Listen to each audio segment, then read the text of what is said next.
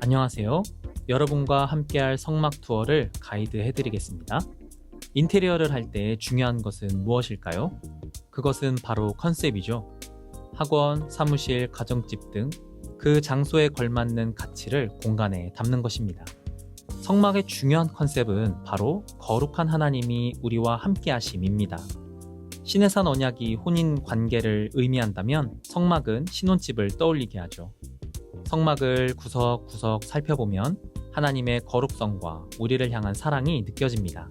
성막을 설치할 때의 방향은 항상 출입구가 동쪽이 되도록 합니다. 새 날이 되어 입장할 때 아침 햇살에 비추인 밝은 성막을 보도록 하기 위함이죠. 규빗은 팔꿈치에서 손가락 끝의 길이를 말합니다. 편의상 50cm라 한다면 성막은 길이가 50m, 너비가 25m 정도 됩니다. 축구장의 4분의 1보다 약간 작은 정도가 되겠네요. 성소의 구조는 지성소와 내성소로 나뉘는데요. 법궤가 위치한 지성소는 가로, 세로 5m 사이즈이고 떡상과 등잔대 그리고 분향단이 있는 내성소는 가로 10m, 세로 5m로 두 공간을 합쳐도 우리가 예배드리는 장소의 절반 정도입니다. 핵심적인 물품과 공간이 생각보다 단촐하게 보이죠? 물두멍은 성소와 성막들의 영역을 구분함과 동시에 정결의식, 제사를 포함한 다양한 활동에 쓰입니다. 번제단은 성막들 중앙에 자리 잡고 있습니다. 동쪽에서부터 들어와 북쪽에서 동물을 잡고 중앙에서 제사를 드리는 동선이죠. 매일매일 드려지는 예배로 번제단 주변은 바쁘게 돌아갔을 것입니다. 성막은 이동식으로서 기둥과 천막을 조립해서 만들지만 한번 설치를 하고 나면 영역이 확실하게 구분이 됩니다. 밖에서부터 성막들, 내성소, 지성소를 향해 휘장을 거두며 들어갈수록 더 거룩해지고 들어갈 수 있는 사람도 제한됩니다. 일반 백성은 성막들까지, 내성소는 제사장까지, 지성소는 오직 대제사장만 허용이 되는데요. 이렇게 하시는 이유는 우리를 멀리하려고 하는 것이 아닌 오히려 자신의 거룩성 때문에 우리가 위험에 처하는 것을 보호하시며 최선을 다해 우리와 함께하고 싶으신 하나님의 배려가 담겨 있는 것입니다.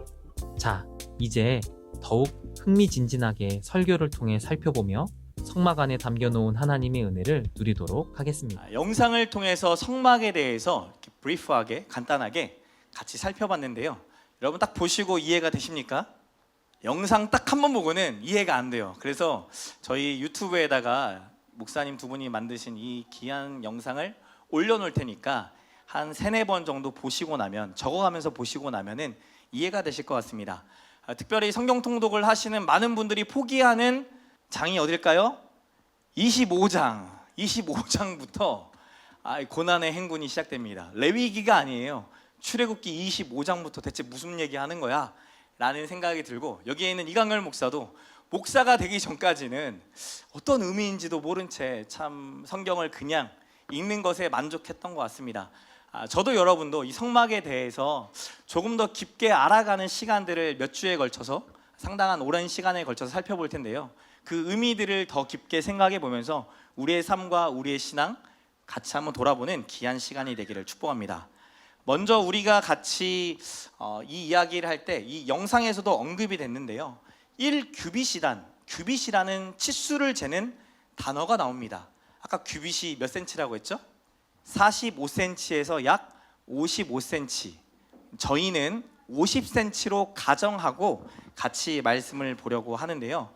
성막 모형 한번 띄워주시죠. 이게 성막이에요. 아까 영상에 나왔던. 지금 가로가 몇 규빗이죠? 100규빗. 그리고 세로가 50규빗. 1규빗당 50cm라고 할 때 100규빗은 몇 cm가 됩니까?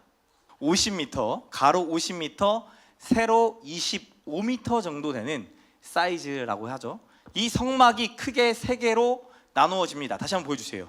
지성소라는 공간과 성소라는 공간과 그리고 앞에 있는 뜰, 이렇게 3 공간으로 나누어집니다. 이 공간을 나눌 때 쓰는 방식은 옆에 보이는 것처럼 휘장이라는 것으로 막습니다.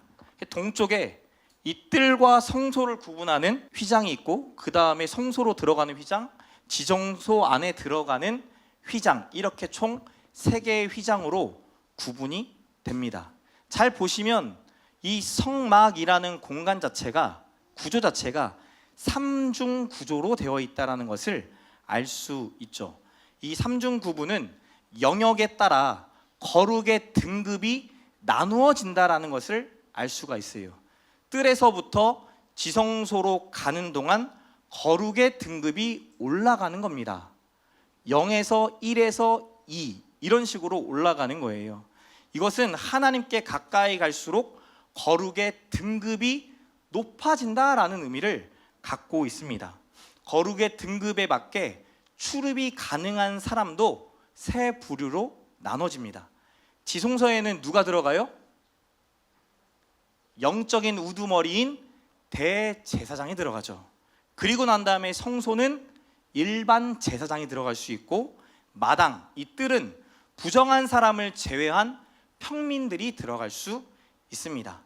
오늘은 특별히 이 지성소와 성막 중에 지성소에 대한 부분을 저와 여러분이 살펴볼 텐데요. 여기 그림에서 보시면 지성소에 지금 뭐가 있죠? 언약궤라고 적혀 있는 법궤가 있습니다. 오늘 우리가 함께 읽었던 10절부터 22절의 말씀은 이 법궤에 관련된 이야기입니다. 다시 말해서 하나님이 이 성막이라는 것을 만들 때 우리에게 어떻게 만들어야 돼라는 것을 가르쳐 주실 때 밖에서부터 만드는 걸 가르쳐 주신 것이 아니라 가장 중요한 것부터 시작해서 가장 중요하지 않은 것 순으로 점점 확장해 가는 것 형태로 설명을 해주세요. 그렇다고 한다면 이 법궤가 너무나 중요하다는 거겠죠. 이 법궤에 대해 10절에 이렇게 말씀합니다. 다 같이 읽겠습니다. 10절 말씀 시작. 그들은 조각목으로 궤를 짜되 길이는 2규빗 반, 너비는 1규빗 반, 높이는 1규빗 반이 되게 하고, 1규빗을 50cm로 간주할 때 이 조각목으로 된 법궤의 사이즈는 가로 125cm, 1m 25cm, 그리고 세로 75cm, 높이 75cm예요. 대략 그려지세요? 제 키가 175거든요. 여기서 50cm 빼면은 125겠죠? 그려지시죠? 한 이 정도 뺄까요? 이 정도 빼면은 이 정도 높이가 가로 길이고, 또 손 정도의 길이가 75cm가 되고, 그러니까 생각보다 법궤가 커요, 안 커요? 안 크죠? 여러분이 앉아 있는 그 의자의 일반적인 사이즈가 있습니다. 가로 세로가 60, 60이에요. 그러면 75, 75라는 건 125, 75라는 건 조금 10% 넓고 앞으로 조금 더 나와 있는, 약간 이렇게 기대고 앉을 수 있는, 어떻게 보면 근엄한 느낌이 나는 모양이 이 법궤라는 거예요. 이 법궤를 무엇으로 만들었다고 10절에 말하죠? 조각목. 이 조각목은 중동의 아카시아 나무라고 불립니다. 우리는 그 나라에 가서 시띠나무라는 것으로 알 수가 있어요. 사진 한번 보여드릴게요. 이렇게 생겼어요. 이거는 오랜 기간이 되어져서 이렇게 자란 시띠나무라고 하거든요. 이 시띠나무를 통해서 이 조각목, 법궤라는 것을 만드는데, 중동의 들판이 엄청 건조할 거 아니에요? 건조한 곳에서 저렇게 자라날 정도면 상당히 내구성이 강하다라는 거예요. 튼튼하고 강한 좋은 나무, 더군다나 잘 썩지 않아서 이집트에서는 불멸의 상징으로 쓰이기도 하고, 이집트의 왕 파라오의 관을 짤 때 이 조각목으로 만들었다고 합니다. 이 조각목으로 이 법궤의 사각형 틀을 만들라고 하시는 거예요. 그리고 이 상자의 겉과 속을 금칠을 내서 금으로 둘러싸라, 순금으로 둘러싸라 명령합니다. 이 금으로 둘러싸인 법궤의 바깥면에는 양쪽으로 하여금 2개의 발을 만들고 고리를 만들어서 그 다음 뭘 하래요? 채, 다른 말로 하면 어깨에 메고 갈 수 있는 그 기다란 봉 있죠? 그 봉을 채라고 설명하는데, 채를 연결하라고 합니다. 그러면서 15절에 이렇게 말합니다. 같이 읽겠습니다. 15절 말씀 시작. 채를 궤의 고리에 꿰는 대로 두고 빼내지 말지며. 성막을 설치할 때, 설치한 이후에도 이 채를 빼라는 거예요, 빼지 말라는 거예요? 빼지 말라는 거예요. 빼지 말고 항상 끼어져 있는 채로 가지고 다녀라 라는 겁니다. 법궤는 성막 한 곳에 고정되어져 있는 물건이 아니라는 거예요. 이스라엘이 가는 곳마다 그들과 함께 가시기 위해 만들어졌다라는 거죠. 이 법궤가 무슨 용도인지 여러분 짐작하십니까? 가막군들이 들고 다니는 일종의 보좌, 이동식 왕자입니다. 하나님이 만들라고 하셨으니 누구의 보좌예요? 하나님의 보좌, 하나님의 왕좌, 그리고 하나님의 가마인 거죠. 이스라엘에게 그냥 가라, 가나안 땅으로 가라 라고 명령만 하시는 것이 아니라 자신도 이 법궤, 이 가마를 타고 함께 가시겠다라는 거예요. 이스라엘에 있는 곳에 누가 있다라는 거예요? 여호와 하나님이 있다라는 거예요. 이스라엘에 있는 곳이 곧 여호와 하나님이 있는 곳이다.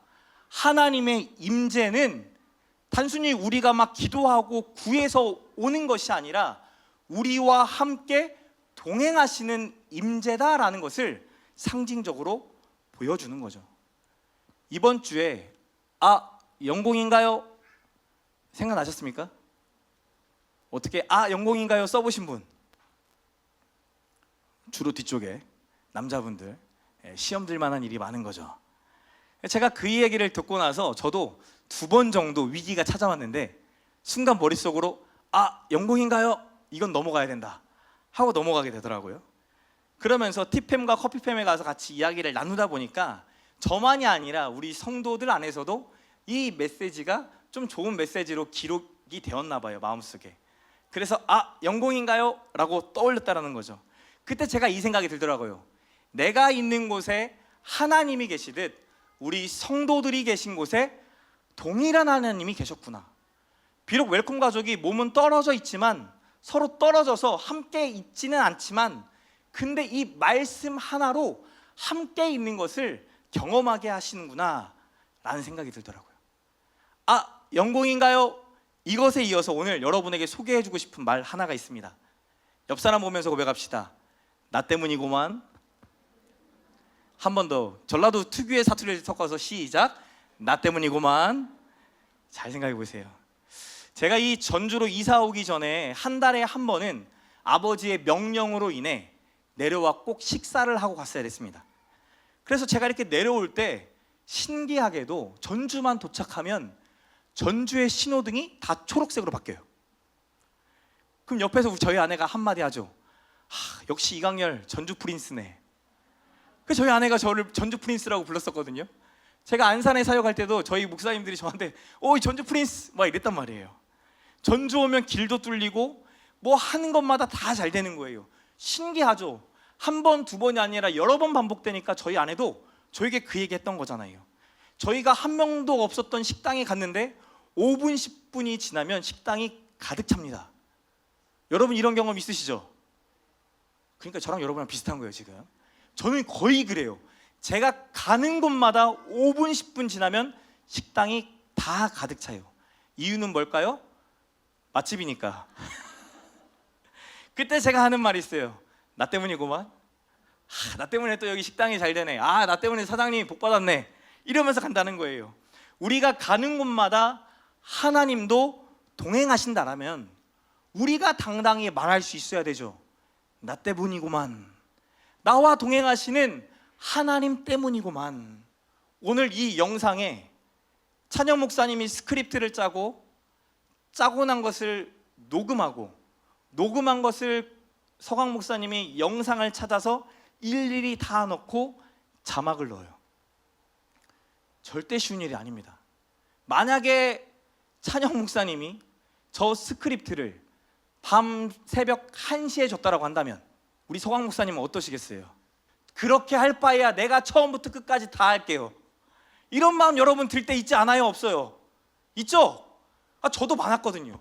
부목사 생활하면서 함께 어떤 일을 한다라는 게 절대 쉬운 일이 아니거든요.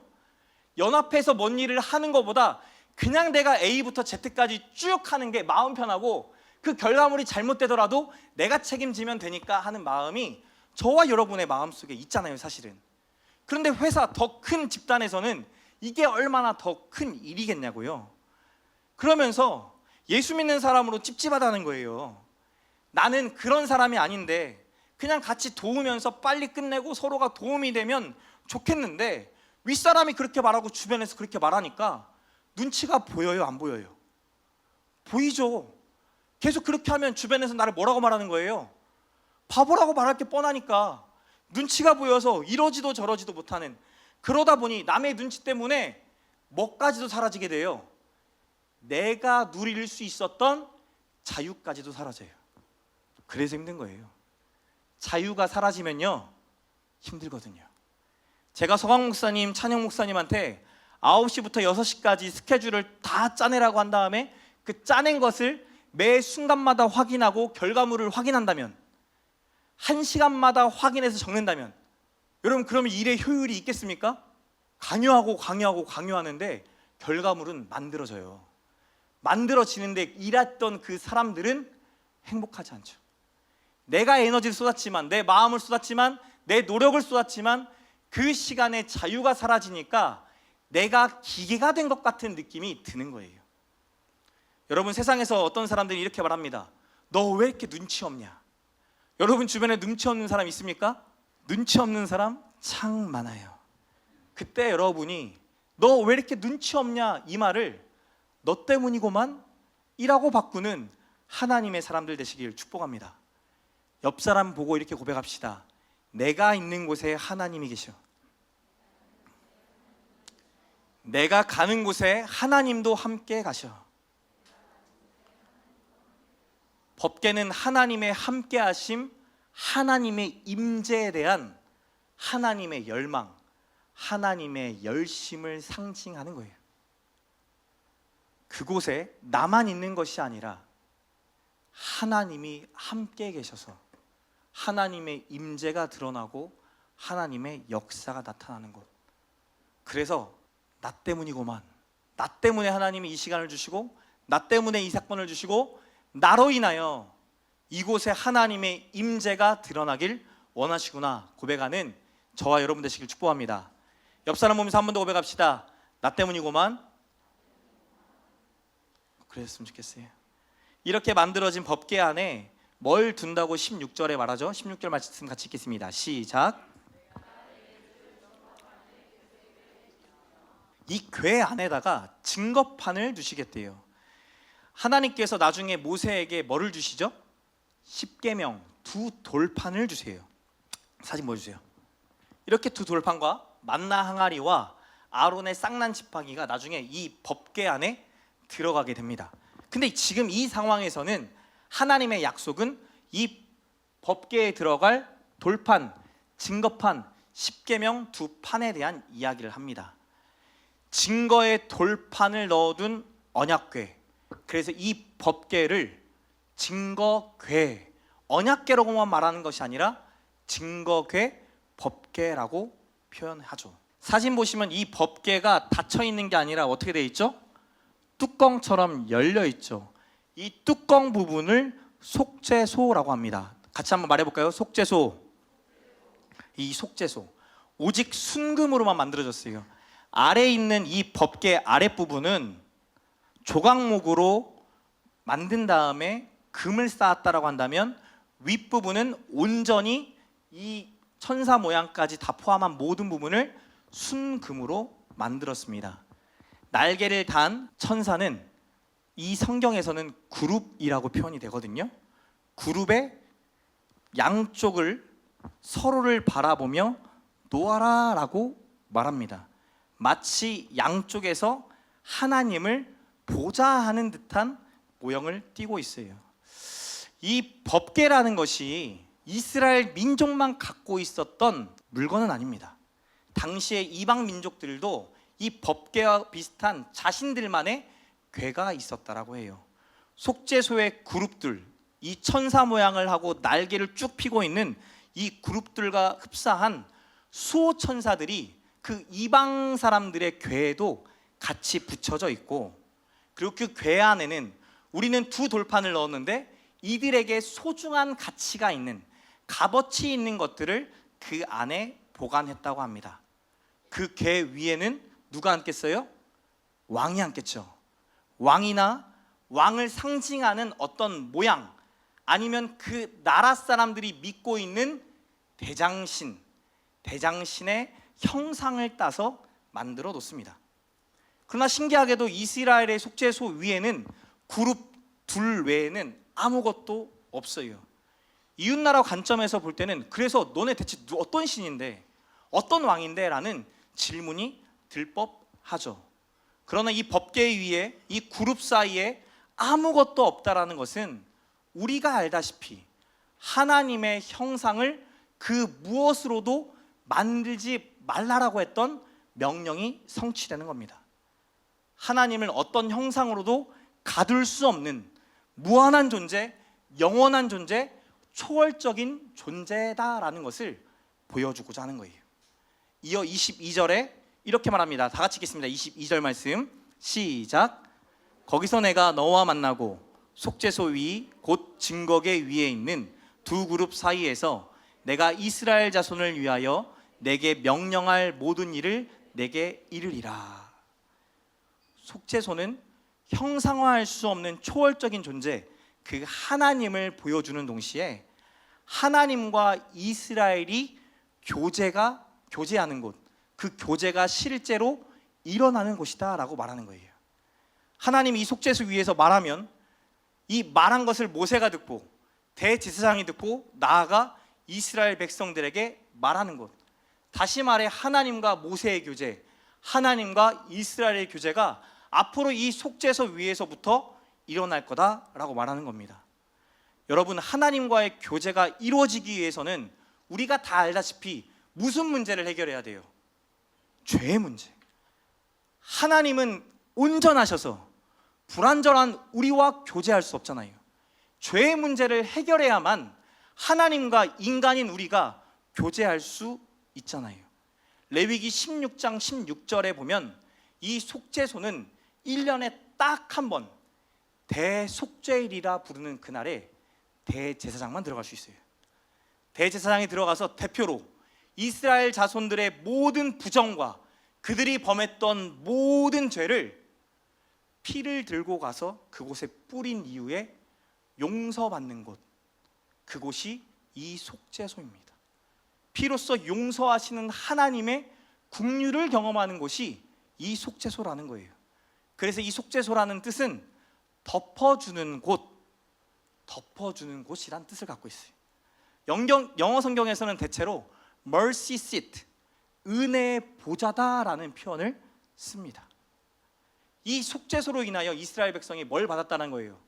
죄 용서함을 받고 하나님과의 교제로 나아갈 수 있는 특권을 누리게 되었다. 그 어떤 백성도 보이지 않는 하나님과 교제할 수 없는데 오직 이스라엘 백성만 보이지 않는 하나님의 말씀을 듣고 반응할 수 있도록 하나님이 만들어 놓으신 은혜의 자리라는 거예요. 여러분, 저와 여러분도 한번 생각해 보셔야 돼요. 저와 여러분도 그 은혜를 입은 자이잖아요. 예수 그리스도가 우리를 위하여 죽으심으로 인하여 그 피 흘리심으로 인하여 우리가 속죄, 곧 죄사함을 받았어요. 우리의 죄가 과연 뭐냐라고 물을 수도 있겠지만 우리가 하나님을 모르는 것, 하나님을 무시하는 것, 그 자체가 죄잖아요. 그 죄의 문제를 우리 스스로 해결할 수 없는데 하나님이 친히 인간의 몸을 입고 이 땅에 오셔서 우리를 대신하여 모든 죄의 값을 치르시고 우리로 하여금 하나님의 자녀가 되어 하나님께 나아갈 수 있는 은혜의 보좌 앞에 나아가 하나님과 교제할 수 있도록 하셨다는 거예요. 요한복음 1장 12절에 이렇게 말합니다. 영접하는 자, 곧 그 이름을 믿는 자들에게는 뭐가 된다? 하나님의 자녀가 된다라고 말을 해요. 예수님으로 인해 하나님의 자녀가 되고 하나님을 만날 수 있고 하나님의 말씀을 들을 수 있고 죄 용서 받을 수 있는 특권을 누리게 됐다는 거예요. 이전에는 말씀 들으려고 하면 누가 가야 돼요? 모세가 가야 되고 대제사장이 가야 돼요. 대신 듣고 대신 전해줘야 되는 거예요.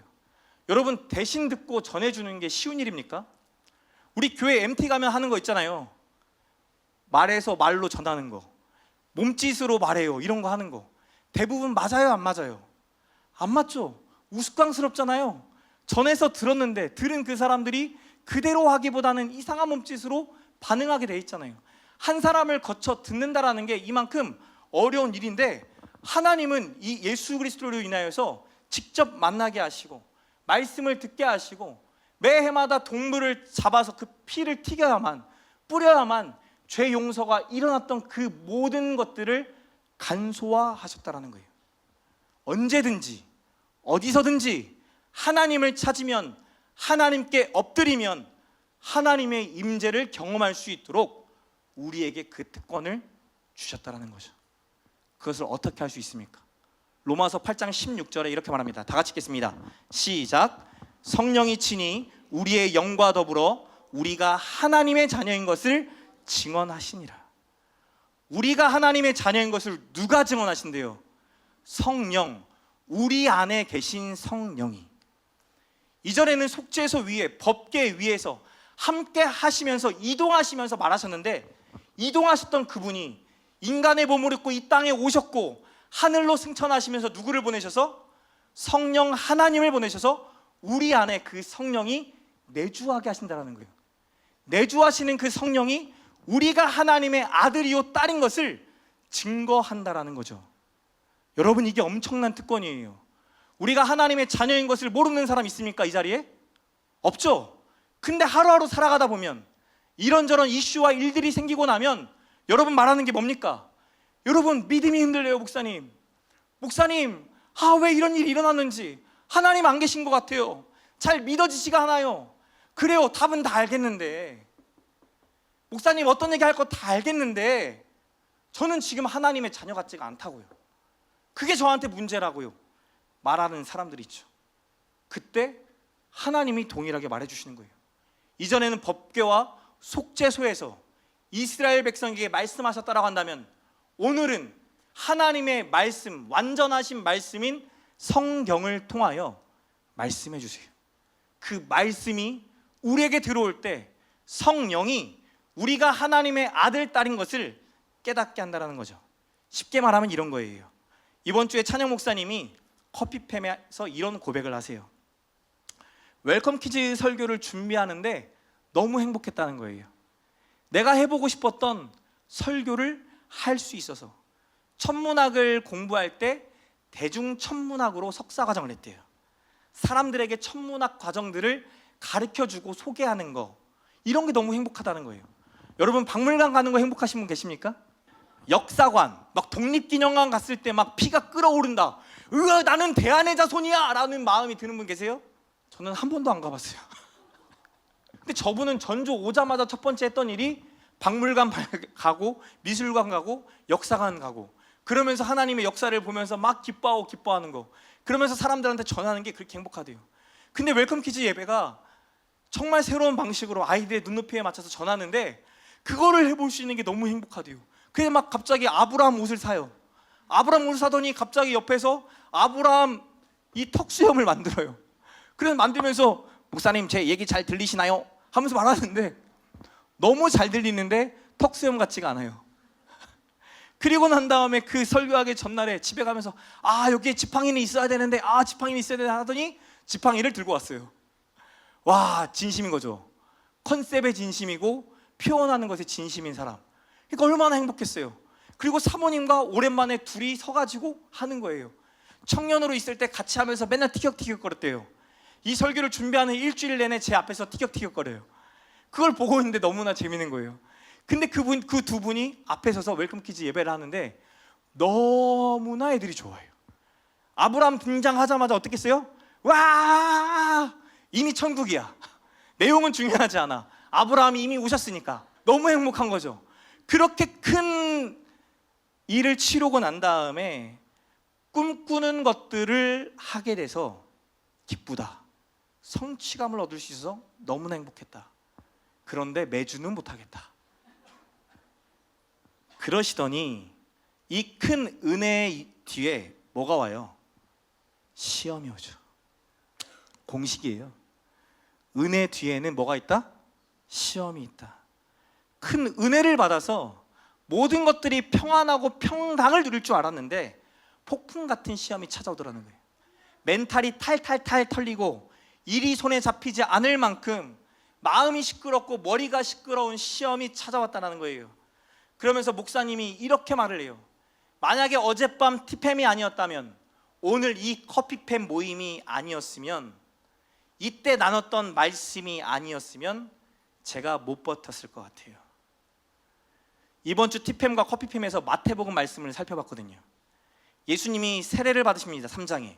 그리고 하늘에 세례를 받고 물 위에서 올라오실 때 하늘에서 음성이 들립니다. 아십니까? 내 사랑하는 아들이요 내 기뻐하는 자라. 예수님이 어떤 사역을 해서 하나님의 사랑받는 아들이다, 하나님이 기뻐하는 일을 해서 기뻐하는 아들이라 칭함을 받은 게 아니라 그냥 존재 자체로 뭘 하거나 증명하지 않았음에도 하나님의 아들로서 인정받으시는 거예요. 넌 이미 내가 사랑하는 아들이고 내가 기뻐하는 아들이야. 여러분, 이게 큰 은혜잖아요. 우리가 뭐를 해서 얻는 은혜가 아니라 수고했고 애썼고 노력했고 물질을 들였기 때문에 받는 은혜가 아니라 무엇을 하지 않았는데 존재 자체로 강렬아, 넌 나의 사랑하는 아들이고 넌 내가 기뻐하는 아들이야. 강렬아, 네가 개척해서 설령 망해도, 너가 생각했던 계획들이 이루어지지 않아도 너 존재만으로도 나는 네가 특별해, 나의 하나밖에 없는 아들이야 라는 말을 듣는 거나 마찬가지. 큰 은혜를 누렸던 예수님께 뭐가 찾아와요? 40일의 광야 시험이 찾아옵니다. 40일이 그냥 40일이 아니에요. 금식해요. 굶주린 상황이에요. 잠을 제대로 못 잔 상황 속에서 시험이 찾아오는 거예요. 밤낮으로 굶주린 그 순간에, 내 모든 것이 약해지고 약해진 순간에, 내 모든 감각이 살아나서 죄의 감각에 반응할 수밖에 없는 그 시간에, 가장 칠흑과도 같은 그 시간에 마귀가 찾아와서 시험을 받습니다. 그때 예수님이 어떻게 하셨죠? 기록되었을 때 하나님이 주셨던 말씀을 선포하시면서 마귀를 이기시죠. 하나님의 말씀으로 이기셨다라는 거예요. 그 시험 뒤에 나오는 이야기가 뭔지 아십니까? 뭘까요? 함께 사역할 제자를 부르러 가는 길. 근데 어디로 가요? 회당으로 가야죠. 대학교로 가야죠. 대학원 박사 코스 하는 아이들한테 가야죠. 근데 예수님은 바닷가로 가셔서 어부인 베드로를 부르시고 안드레를 부르시고 제자들을 부르세요. 불렀더니 그들이 뭐 하죠? 배와 아버지를 두고 떠났다라고 했어요. 내가 당장 먹고 살 일, 나에게 당장 시급한 일, 내가 당장 해야 될 일을 멈추고 하나님의 일을 우선순위로 삼았다는 거예요. 여러분, 전주에 목사님들이 내려오질 않아요. 전주만의 이야기가 아니에요. 구미에 갔더니 구미의 이야기예요. 부산의 이야기예요. 광주의 이야기예요. 젊은 목회자들이 지방으로 내려오질 않습니다. 사역자 구하는 게 너무나 어려운 일이에요. 제가 서공 목사님을 콜링할 때, 찬영 목사님을 콜링할 때 어떤 마음이었겠어요? 하나님, 저 사람들이 저를 만날 때 예수 그리스도의 빛이 저에게 비추게 해주세요. 광채가 나고 제가 말하는 그 말 한마디 한마디가 성령의 말씀처럼 오늘날 시대에 선포되는 이사야의 강력한 외침처럼 느껴지시고 저의 눈물이 예레미야의 눈물처럼 보이게 해주셔서 저 목사님, 저 선지자와 같은 자와는 꼭 함께 해야겠노라 결단하는 그런 놀라운 역사가 일어나게 해주세요. 했겠어요? 안 했겠어요? 했거든요. 제가 진짜 했어요. 왜? 안 오니까. 서강 목사님 부르러 갈 때 정말 부르르 떨리는 마음으로 갔는데 서강 목사 눈빛이 달라져요. 저 눈이 갑자기 커지기 시작하면서 야, 그 눈빛으로 알았죠. 이미 결정했구나. 할렐루야. 찬영 목사님 만났어요? 말하고 싶었는데 사역 시작한 지 2달 됐대요. 부를 수가 없었어요. 그리고 나서 2년 후에 3년 후에 저분을 다시 만났을 때 다시 건넸는데 눈빛이 또 살아있죠. 언제 봤어요? 서강 목사님 때 봤죠. 이미 알았어요. 저는 왔구나. 여러분, 이게 하나님의 아들이라는 증거잖아요. 불렀을 때 오는 거. 여러분이라면 부르는데 모든 거 내팽개치고 갈 수 있습니까? 이단을 따르고 섬기는 사람들의 공통적인 특징이 있어요. 그들이 뭘 요구하는 거예요? 다 요구해요. 물질 요구하죠. 성 요구하죠. 우리의 시간을 요구하죠. 모든 것들을 다 가져가 버려요. 그리고는 누리게 하는 게 아니라 착취해서 우리의 인생을 망가뜨리게 하는데, 예수님은 모든 건 내려두고 나 따라라, 하나님 나라 줄게, 하나님 나라가 네 삶에 임하게 할게 라는 말을 했을 때 모든 거를 내버려 두고 우선순위로 두고 따르게 됐다는 거예요. 이건 하나님의 아들이라는 증거죠. 두 분이 왔을 때 저에게는 응답이었어요. 하나님의 응답. 그리고 난 다음에 어떤 일이 일어난 줄 알아요? 혼자 사역을 시작하신 게 아니라 둘이 같이 시작하시면서 더 추천교회, 더 THE, Teaching, Healing, Evangelizing, 가르치고 고치시고 복음 전파하시는 사역을 하시는데 놀라운 일이 일어나죠.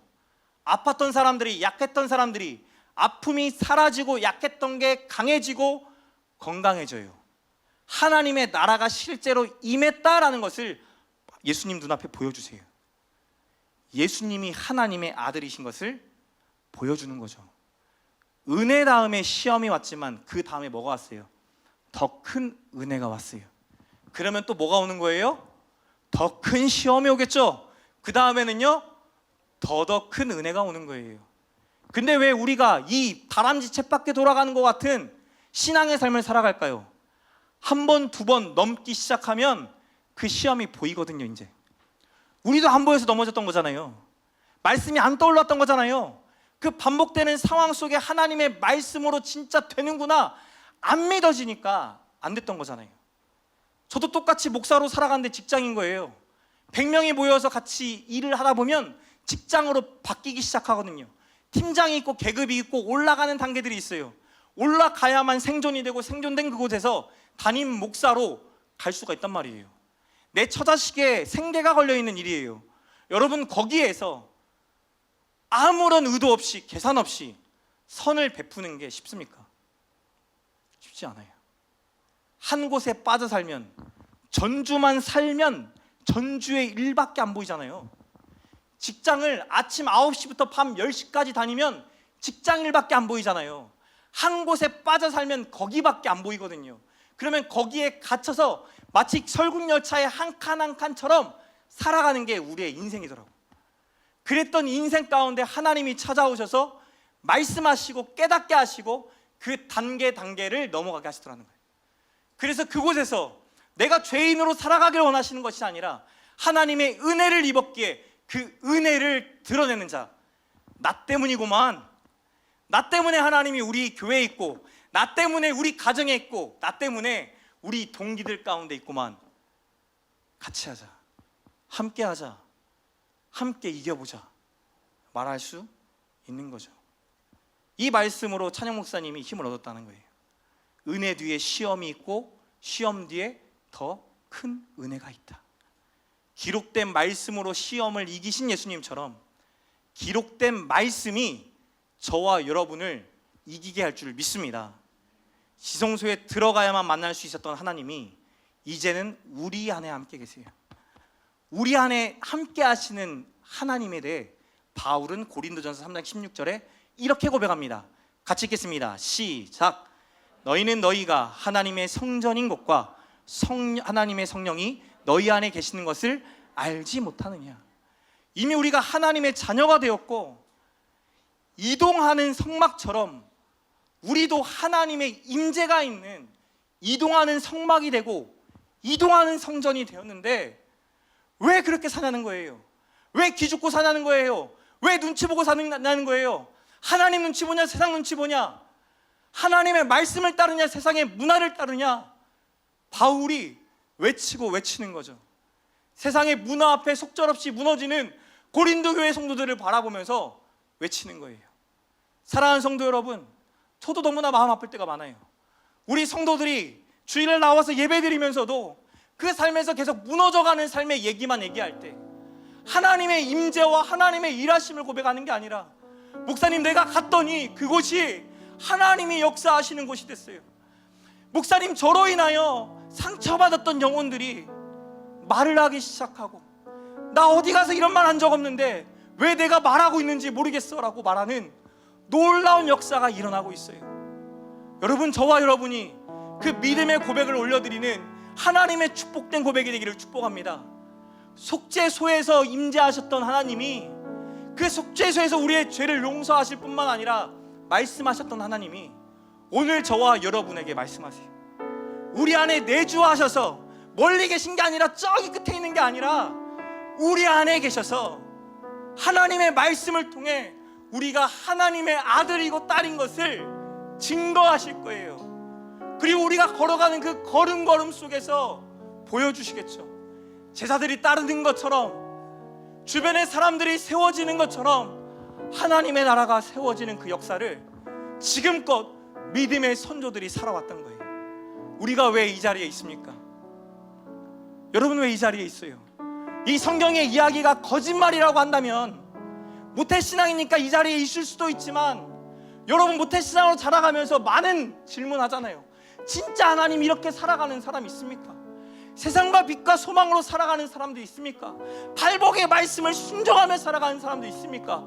그들이 핍박하는데, 그들이 바보다, 나가라 라고 우리를 욕하는데, 그래도 하나님 바라보며 살아가는 사람들이 있습니까? 있었잖아요. 그들 때문에 우리에게 신앙이 전수됐고, 그 선교사님들이 학교 전교 1등인데, 의사 1등인데, 이 미개한 나라, 어떤 나라인지도 몰랐던 대한민국에 찾아와 복음을 전해주셨잖아요. 진짜 이 믿음으로 살아가는 교회가 되고 성전이 되고 성막이 되는 저와 여러분 되시길 축복합니다. 여러분, 말씀 읽는 것은 의무가 아니에요. 특권이에요. 하나님이 특권을 주신 거예요. 하나님께 나아갈 수 있는, 하나님을 만날 수 있는, 하나님의 말씀을 들을 수 있는 특권을 하나님은 성경을 통해 주셨어요. 예수를 믿는 자들이 성경을 읽을 때 내 안에 계신 성령이 계심을 더 깨닫게 되고, 나의 죄됨을 고백하게 되고, 나의 육신됨을, 육체됨을, 무너짐을 고백하게 되면서 하나님의 은혜를 구하는 그 자리로 나아가는 거예요. 우리가 뭐가 모자라서 죄 고백합니까? 왜 넘어졌노라, 부족하노라 고백합니까? 그 고백하는 이유는 하나님의 은혜 아니면 나는 세워질 수 없는 것을 아니까. 하나님의 도우심 없이는 우리의 가정 세울 수 없으니까. 하나님이 우리를 붙잡지 아니하시면 우리는 그냥 우리 멋대로 살 거니까. 죄의 열매가 죽음인 것을 알면서도 살아갈 거니까 하나님이 그 은혜 주시는 거예요. 말씀 가까이 해봅시다. 여러분에게 특권이 되었으면 좋겠어요.